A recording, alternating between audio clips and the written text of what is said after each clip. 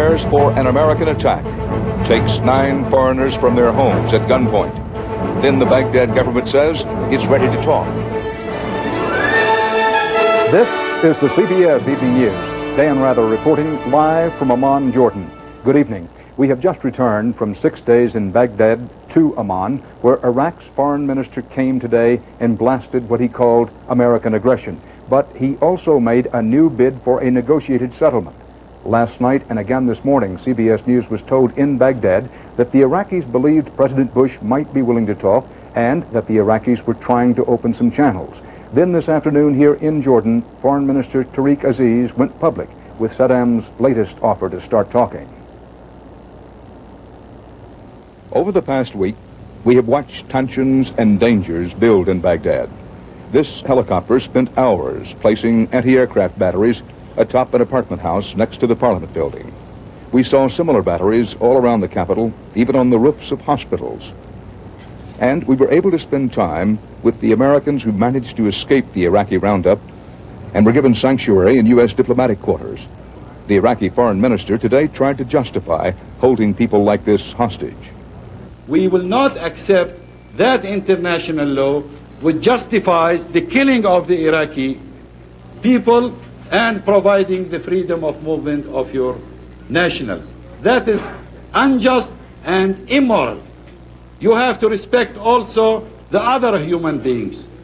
We'll give a good part of this broadcast to the Americans holed up in that diplomatic compound. Joining me now with details on the Iraqis' bid for talk, CBS News correspondent Alan Pissy. Dan, Saddam Hussein may be cornered, but he's not trapped yet. Today's olive branch turned out to be another two-pronged verbal assault. On the one hand, the message from his foreign minister seemed to be open-minded. We are ready to talk.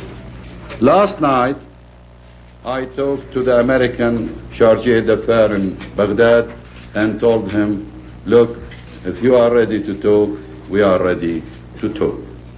But it was a case of good cop, bad cop. Within minutes of that statement, Iraqi TV was on the air with another of Saddam's open letters to President Bush. The Iraqi leader again appealed to religious feeling against the infidels, saying, "We will be the victors with the help of God." A serious risk for a man who runs a secular state and who justified his 8-year war with Iran as defending the Arab world against Muslim fanatics. And Aziz turned his rare Western-style news conference into a platform to emphasize a message that turned out to be anything but conciliatory. If the American leaders think that this is a vacation like that they had in Panama or Grenada, they are mistaken. It will going to be a bloody conflict, and America will lose, and America will be humiliated. That kind of macho is what brings the masses into the streets in support. It strikes a vital chord among people whose armies have not won a war with a non-Muslim power this century. Saddam Hussein likes to portray himself as a kind of Arab white knight, but he's not universally heralded. As one Arab diplomat in Baghdad put it, somebody should tell him that real knights don't hide behind the skirts of women and the diapers of children. Dan? Alan, thanks. These latest Iraqi moves, the continued roundup on the one hand, the offer to talk on the other, brought prompt reaction from President Bush. White House correspondent Wyatt Andrews has that.